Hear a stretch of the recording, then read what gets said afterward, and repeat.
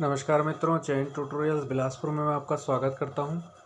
आज से हम गणित के वीडियो अपलोड कर रहे हैं और ये जो वीडियोस होंगे CGPSC, CG Vyapam, SSC, railway के लिए होंगे। हम इसमें स्टैंडर्ड बुक्स का उपयोग करेंगे जैसे आर.एस. अग्रवाल, एस.डी. यादव, ऋचा शर्मा, ठीक है, इस प्रकार से। तो सभी प्रश्नों को हम एक एक करके हल कराते जाएंगे। आप देखते जाइए, ये नोट्स है, आप स्क्रीनशॉट भी ले सकते हैं। तो चलिए, पहला जो चैप्टर हमारा आता है उसको हम सॉल्व करते हैं। तो पहला चैप्टर है हमारा संख्या पद्धति, जिसे हम कहते हैं नंबर सिस्टम। ये किसी भी बच्चे के लिए मैथमेटिक्स का बेस होता है। इसको समझे बिना आप आगे नहीं बढ़ सकते, आपको बहुत परेशानियां होंगी। तो चलिए पहले हम एक एक करके इसको समझते हैं। तो पहली जो यहाँ पर बात आ जाती है, पहला जो शब्द आता है हमारा धन पूर्णांक। धन पूर्णांक क्या है, ध्यान से पढ़िए। धन पूर्णांक, इनको प्राकृत संख्या भी कहा जाता है। इनका उपयोग सामान्य गिनती के लिए किया जाता है। इनमें शून्य नहीं होता है, ठीक है। मतलब सामान्यतः गिनती करने के लिए हम जिन संख्याओं का उपयोग करते हैं उनको हम क्या करते हैं, प्राकृतिक संख्याएं कहते हैं, या इन्हीं को हम धन पूर्णांक के नाम से भी जानते हैं। देखिए यहाँ पे जैसा दिया हुआ है 1, 2, 3, 4, 5, 6, 7, 8, 9, 10, 150, 160, आप जो भी बोल रहे हैं, है ना। तो ये क्या है, धन पूर्णांक है, ठीक है। देखो, पूर्णांक का मतलब क्या होता है, पूर्णांक का मतलब होता है जिसमें दशमलव नहीं आता। इसलिए ये संख्याएं धन पूर्णांक बिल्कुल हैं, ठीक है, क्योंकि ये धनात्मक भी हैं और पूर्णांक भी हैं। जबकि शून्य, शून्य धन पूर्णांक के अंतर्गत नहीं आता, ठीक है। -125, -125 धन पूर्णांक क्यों नहीं हो सकता, तो -125 धन पूर्णांक इसलिए नहीं हो सकता क्योंकि ये ऋणात्मक है। अब यहाँ पर बात आई ये वाला, देखो 1.2, 1.2 क्यों धन पूर्णांक नहीं हो सकता, क्योंकि ये धनात्मक तो है लेकिन यहाँ पर ये पूर्णांक नहीं है, इसलिए ये धन पूर्णांक नहीं हो सकता, ठीक है। कंसेप्ट क्लियर, आगे बढ़ते हैं हम। अब है पूर्ण संख्या। देखो, पूर्ण संख्या की डेफिनेशन पढ़ो, क्या लिखी हुई है यहाँ पर। लिखी हुई है, इसमें शून्य सहित समस्त धनात्मक पूर्णांक आते हैं। शून्य सहित समस्त धनात्मक पूर्णांक। तो देखो नीचे उदाहरण जो दिया हुआ है उसको देखो, यहाँ पर उदाहरण से समझ में आएगा ना, परिभाषा से समझ में नहीं आती चीज़ें गणित में। तो देखो जैसे शून्य, बिल्कुल शून्य धनात्मक पूर्ण संख्या है ना। शून्य क्या है, पूर्ण संख्या है। 1, 2, 3, 4, 40, 50, 60, 70, 80, 90, 100, 1000, 2000, 5000, आप जो भी बोलो, वो सब क्या है, पूर्ण संख्या है, ठीक है। लेकिन यहाँ पर देखो -12 पूर्ण संख्या नहीं है। क्यों -12 पूर्ण संख्या इसलिए नहीं है क्योंकि यहाँ पर इसने क्लियर कर दिया है कि इसमें क्या होता है, केवल और केवल धन पूर्णांक आएगा। मतलब ऋणात्मक चिन्ह वाली कोई भी संख्या होगी तो वो इसके अंतर्गत एक्सेप्ट नहीं की जा सकती, ठीक है। उसके बाद जैसे यहाँ पर दिया है देखो 1.4, अब 1.4 तो धनात्मक है लेकिन फिर भी इसके सामने कट का निशान लगा है, मतलब ये नहीं हो सकता। क्यों नहीं हो सकता, क्योंकि ये पूर्णांक नहीं है। क्यों पूर्णांक नहीं है, तो याद रखना, यदि किसी भी संख्या में दशमलव आ जाता है तो वह पूर्णांक नहीं होता है, ठीक है। अगला कंसेप्ट हम देखते हैं, और मैं इसमें पूरे प्रश्न भी हल कराता जाऊंगा जिससे पूरा कंसेप्ट आपको क्लियर होता जाएगा। कोई छुपाने वाली बात नहीं है, जो है सामने लिखा है, इसी का स्क्रीनशॉट खींच लो, इसी से नोट्स बना लो। नेक्स्ट है,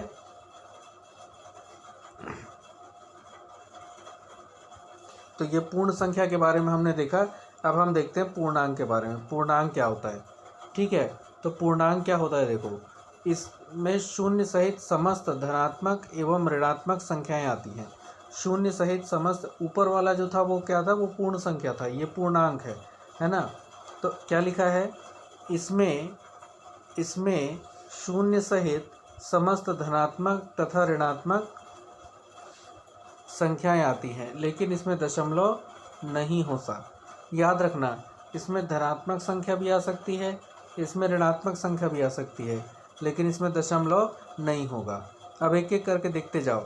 शून्य, जैसे शून्य, शून्य होगा कि नहीं होगा, तो शून्य पक्का हो सकता है। क्यों हो सकता है, क्योंकि शून्य आता है इसमें, साफ साफ ये देखो लिखा हुआ है यहाँ पर, ठीक है। 1 आ सकता है, 2 आ सकता है, 3 आ सकता है, 4 आ सकता है। ठीक है, ओके। नीचे -1 हो सकता है क्या इसमें? बिल्कुल हो सकता है, क्योंकि यहाँ पर दिया हुआ है इसमें शून्य सहित समस्त धनात्मक और ऋणात्मक पूर्ण संख्याएं आती हैं। तो बिल्कुल यहाँ पर -1 भी हो सकता है, -2 भी हो सकता है, -425 भी हो सकता है। लेकिन क्या 1.21 हो सकता है क्या? नहीं। क्यों नहीं हो सकता? क्योंकि ये पूर्णांक नहीं है। क्यों पूर्णांक नहीं है? क्योंकि इसमें दशमलव आ गया। ठीक है, इसलिए ये संख्या नहीं होगी। क्या? पूर्णांक। -1.5 पूर्णांक हो सकता है क्या? नहीं हो सकता। क्यों नहीं हो सकता? इसके पीछे कारण, क्योंकि इसमें क्या आ गया? दशमलव आ गया। ठीक है, 1-2 बार वीडियो पलट के देख लेना, बहुत अच्छे समझ में आ जाएगा। फिर भी कोई डाउट रहे तो कमेंट कर देना। फिर है अगला कंसेप्ट सम संख्या का। ठीक है, अगला कंसेप्ट किसका है? सम संख्या का। तो सम संख्या क्या होती है देखो, तो ऐसी सभी संख्याएं जिसमें 2 का पूरा पूरा भाग चला जाता है, ऐसी सभी संख्याएं जिसमें 2 का पूरा पूरा भाग चला जाता है, तो वो क्या कहलाती हैं? सम संख्याएं कहलाती हैं। मतलब ऐसी संख्या जिसमें 2 का पूरा पूरा भाग चला जाए। जैसे देखो 2, अब 2 पूर्ण संख्या है कि नहीं? तो 2 में यदि आप 2 का भाग दोगे तो क्या हो जाएगा? 2 1 कम 2, शेषफल कितना बचा? 0, मतलब पूरा पूरा भाग चला गया। इसी प्रकार से आप यदि देखो 4 में 2 का भाग दे दो तो 2 दूनी 4, ये भी कट गया। इसका मतलब है पूरा पूरा भाग चला गया, ये भी सम संख्या है। उसके बाद सपोज आपने देखा 6, तो 6 में 2 का भाग दे दो तो 2 तिया 6, इसका मतलब ये भी पूरा पूरा भाग चला गया, ये भी सम संख्या है। उसके बाद 8 में 2 का भाग दे दो तो 2 चौके 8, पूरा पूरा भाग चला गया, मतलब ये भी सम संख्या है। उसके बाद 16 है ना, 16 में 2 का भाग दे दो, 16 में 2 का भाग दे दो तो 2 अट्ठे 16, ये भी पूरा पूरा कट गया, मतलब ये भी 16 भी क्या है? एक सम संख्या है। ठीक है, अब यहाँ पर आप देखो, यहाँ पर एक संख्या आपको दी गई है 3352, ये वाली संख्या को देखना, ध्यान देना। 3352, अब 3352 में पहले 2 का भाग दिया गया कितने बार? 1 बार, तो 2 1 कम 2। ठीक है, तो 3 में से 2 गया तो कितने बचे? 1। उसके बाद यहाँ का 3 उतारे, कितने बार गया? 2 छक्के 12, तो कितना बचा? 13 में से 12 गया तो 1 बचा।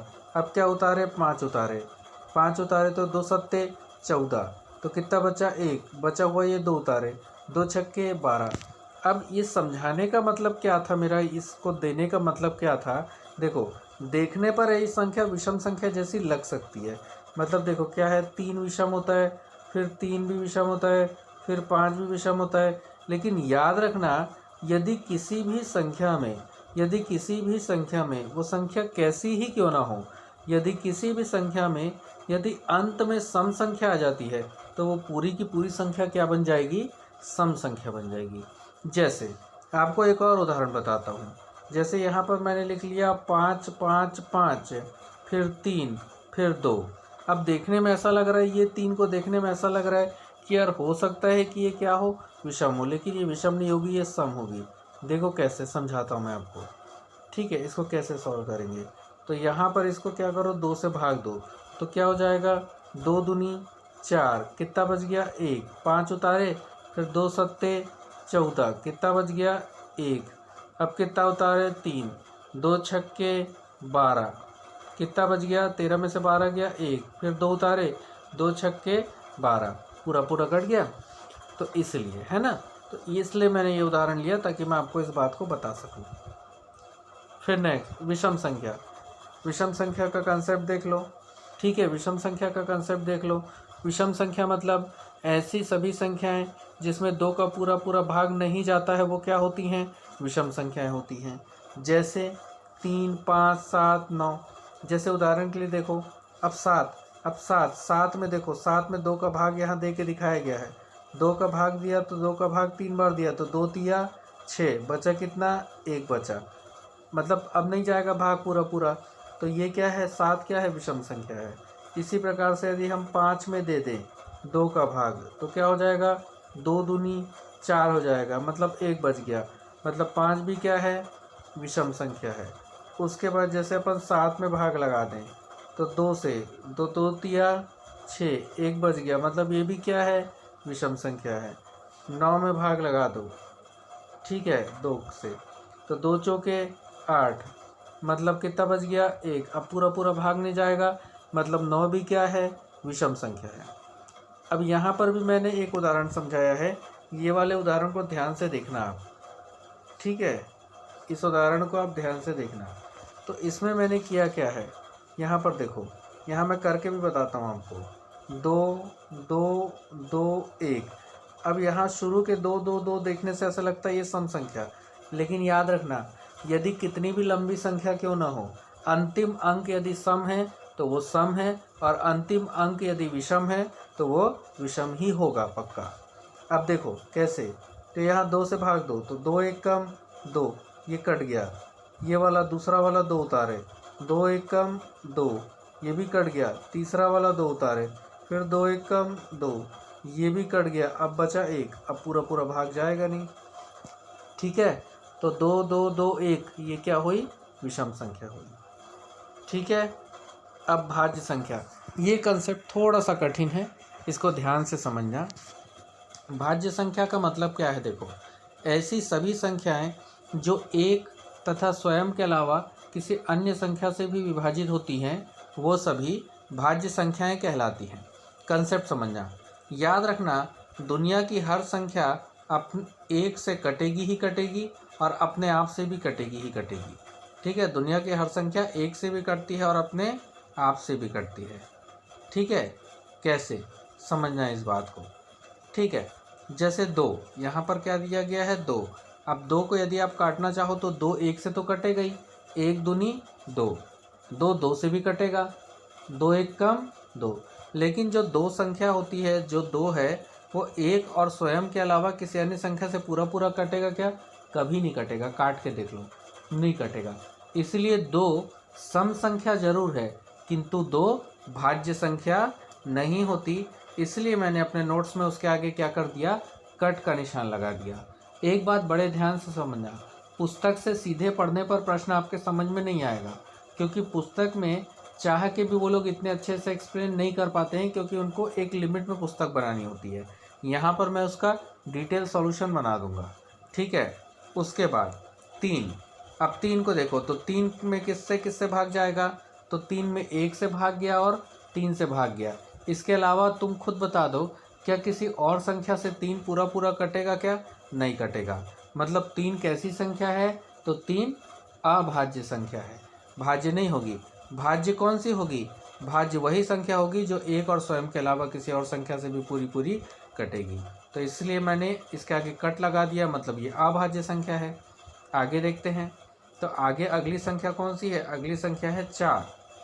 अब 4 को तुम देखो, तो 4 1 से तो कटेगा ही कटेगा, 4 अपने आप से भी पूरा पूरा कटेगा, लेकिन इन दोनों के अलावा 4 पूरा पूरा किससे कटता है, 2 से भी कटता है ना। और भाज्य संख्या की डेफिनेशन क्या बोलती है, ऐसी संख्या जो एक तथा स्वयं के अलावा किसी अन्य संख्या से भी पूरी पूरी कट जाए, वही संख्या क्या होती है, भाज्य संख्या होती है।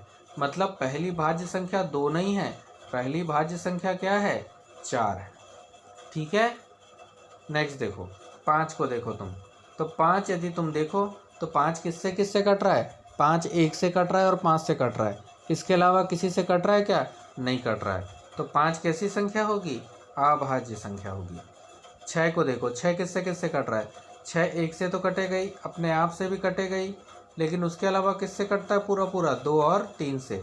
मतलब डेफिनेटली देखो ये कौन सी संख्या होगी, भाज्य संख्या होगी, ठीक है। इसके अलावा 7 की बात करते हैं हम, तो 7 1 से कटता है, अपने आप से कटता है, इसके अलावा किसी और से पूरा पूरा कटता है क्या, नहीं कटता। मतलब 7 कैसी संख्या होगी, अभाज्य संख्या होगी। कंसेप्ट समझ में आया कि नहीं, क्लियर है कि नहीं, ठीक है। 8, अब 8 कैसी संख्या है, 8 क्या है, भाज्य क्या भाज्य, देखो तो 8 1 से कटा, 8 से कटा, इसके अलावा 2 से भी पूरा पूरा कटेगा, 2 चौक 8, और 4 से भी पूरा पूरा कटेगा, 2 दूनी 4, इसलिए 8 कैसी संख्या है, तो 8 भाज्य संख्या है। क्लियर। अब यदि ये समझ गए हो तो अभाज्य अपने आप बता दोगे आप मेरे को। तो अभाज्य संख्या क्या होती है, अभाज्य संख्या का मतलब होता है ऐसी सभी संख्याएं जो एक तथा स्वयं के अलावा किसी भी अन्य संख्या से पूरी नहीं कटती हैं, वो अभाज्य संख्या है। तो देखो इसका मतलब क्या है, दो किससे कटा, एक से कटा और अपने आप से कटा, और किसी से कटा नहीं, तो अभाज्य है।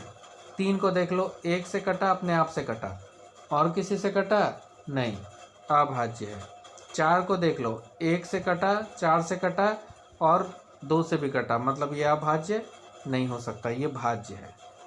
5 को देख लो, 5 किससे किससे कटेगा, एक और स्वयं से, और किसी से कटा नहीं, अभाज्य है। 6 को देख लो, एक से कटा, 6 से कटा और उसके अलावा 3 और 2 से भी पूरा कटता है, मतलब ये भाज्य है। बड़ा आसान है, इस प्रकार से आप पहचान सकते हो। एक दो बार वीडियो को पलट के देख लेना, ठीक है। ये वाला वीडियो जो है ना, ये खाली मैं डेमो के लिए एक बना रहा हूँ, ताकि समझ में आ रहा है कि नहीं आ रहा है ऐसा बनाने पर, ठीक है। फिर अगर अच्छा समझ में आएगा तो क्या है, इसमें बनाने में कम समय भी लगता है, तो मैं जल्दी पूरे वीडियोस बना के अपलोड कर दूंगा, जिससे आप लोग अच्छे से इसको समझ पाओगे, ठीक है। अब देखो परिमेय संख्या का कंसेप्ट मैं समझा देता हूँ, ताकि नंबर का बेसिक क्लियर हो जाए, ताकि कल से मैं क्वेश्चंस डाल सकूँ। परिमेय संख्या, तो परिमेय संख्या का मतलब क्या होता है, ऐसी सभी संख्याएं जिसको P/Q के रूप में, अर्थात अंश और हर के रूप में लिखा जा सके, उन सबको हम क्या बोलेंगे, तो परिमेय संख्या बोलेंगे। जैसे उदाहरण के लिए समझना, अब यहाँ पर ये 3 को परिमेय संख्या क्यों बोल रहा है भाई, यदि आपको 3 दिया है तो 3 को आप क्या लिख सकते हो, 3/1 लिख सकते हो कि नहीं लिख सकते। यदि किसी चीज़ के, अब इसको क्या बोलते हैं, इसको बोलते हैं अंश, ऊपर वाले को, नीचे वाले को क्या बोलते हैं, हर। ये सब आपने तीसरी कक्षा में पढ़ा है, ठीक है। तो यदि कोई संख्या दी जाए और उसके हर के रूप में कुछ ना दिया गया हो, तो हम वहाँ 1 लगा सकते हैं। तो देखो अब 3 जो है वो परिमेय संख्या होगा कि नहीं होगा, तो 3 बिल्कुल परिमेय संख्या होगा, क्योंकि 3/1 लिख सकते हैं हम। और उसने क्या कहा, जिसे अंश और हर के रूप में लिखा जा सके, और यहाँ पर दिया गया है जिसमें हर, मतलब ये 0 नहीं होना चाहिए, तो 3 में तो 0 नहीं है, तो ये परिमेय संख्या है। उसके बाद देखो दूसरी संख्या यहाँ क्या दी गई है, 22/7। 22/7 परिमेय संख्या है कि नहीं, तो 22 है अंश, 7 है हर, और हर का मान 0 नहीं है, क्योंकि हर का मान तो 7 है, तो ये भी परिमेय संख्या के रूल को फॉलो कर रहा है, मतलब ये परिमेय संख्या हो सकती है, हो सकती नहीं है। 5 परिमेय संख्या है कि नहीं, तो 5/1 लिख सकते हैं, अंश हो गया, हर हो गया, और हर का मान 0 भी नहीं है, तो ये भी परिमेय संख्या हो गई भैया, ठीक है। उसके बाद 9/12, 9/12 परिमेय संख्या है कि नहीं, तो ये तो साफ साफ दिख रहा है, ये अंश और ये हर, और हर का मान 0 भी नहीं है, मतलब ये भी क्या होगी, परिमेय संख्या ही होगी, ठीक है। अब यहाँ पर एक और देखो, 9/0, ये हो गया अंश और ये हो गया हर, लेकिन हर का मान कितना है, 0 दे दिया गया है, तो ये परिमेय संख्या नहीं हो सकती। Concept clear. एक दो बार वीडियो को पलट के देख लेना। गणित कुछ नहीं है, गणित सबसे सरल विषय है। यदि आपके दिमाग में एक बार कंसेप्ट क्लियर हो गया, आप गणित में कहीं नहीं फंसोगे, है ना। और बाकी फंसोगे तो मैं प्रयास करूँगा सॉल्व कराने का। चलो अपरिमेय संख्या देख लेते हैं। अपरिमेय संख्या क्या होती है, तो ऐसी संख्या जिसे P/Q के रूप में न लिखा जा सके, मतलब आप इसे कभी भी, अपरिमेय संख्याएं जो होंगी, तो अपरिमेय संख्याएं क्या होंगी, अपरिमेय संख्या ऐसी संख्या को बोलते हैं जिसे P/Q मतलब अंश और हर के रूप में आप न लिख पाओ। कैसे नहीं लिख पाओगे, देखो अब यहाँ दिया है, देखो पाई का मान होता है 22/7, और ये क्या है, ये एक परिमेय संख्या है, जबकि पाई का जो सिंबल है वो एक अपरिमेय है। क्यों, देखो साफ बात समझना, हर के रूप में एक किस में लगाते हैं सामान्यतः, जो कोई मान होता है। अब पाई तो एक सिंबल है, तो सिंबल में आप अंश के रूप में एक पाई तो एक सिंबल है, तो सिंबल में हर के रूप में आप 1 लगाओगे, तो उसका क्या मतलब निकलेगा। तो आप बोलोगे सर इसका मतलब 22/7, नहीं, आपको ऐसे नहीं सोचना है। यदि 22/7 होता तो वो सीधा सीधा देता, उसने क्या बोला, पाई, मतलब ये एक सिंबल है, मान मत सोचो उसका, पाई एक सिंबल है, तो ये क्या है, तो ये क्या है, तो एक सिंबल है। सिंबल के रूप में कभी थोड़ी आदमी 1 लगाता है नीचे में बटे के रूप में, मतलब इसे P/Q के रूप में नहीं लिखा जा सकता, तो ये एक अपरिमेय संख्या हुई। उसके बाद √2, √2 भी क्या है, एक अपरिमेय संख्या है क्योंकि इसका पूरा पूरा मान नहीं निकलेगा, ठीक है। पूर्ण मान निकलता तो अंश और हर के रूप में आ जाता ही है। √5 ये भी एक क्या है, अपरिमेय संख्या है क्योंकि √5 का भी पूरा पूरा मान नहीं निकल पाएगा, तो ये भी क्या है, एक अपरिमेय संख्या है। इसके बाद वास्तविक संख्याएं क्या होती देखो, तो परिमेय और अपरिमेय, परिमेय और अपरिमेय दोनों को मिलाकर के क्या बोल देते हैं, वास्तविक संख्या। तो इसमें तो सब लिख दो, परिमेय भी लिख दो, अपरिमेय भी लिख दो। मतलब जो 22/7 आपने लिखा था ना, वो भी वास्तविक संख्या कहलाएगी और पाई भी वास्तविक संख्या कहलाएगा। क्यों? क्योंकि वास्तविक संख्या में क्या होता है, परिमेय और अपरिमेय दोनों होता है। उम्मीद है थोड़ा बहुत भी मैं आपको समझा पाने में सफल हुआ होऊंगा। यदि अच्छा लगा होगा तो कल फिर मैं नया वीडियो आपके लिए लेके आऊँगा। तब तक के लिए मैं आलोक कुमार, चैन ट्यूटोरियल बिलासपुर की ओर से मुझे विदा दीजिए। धन्यवाद।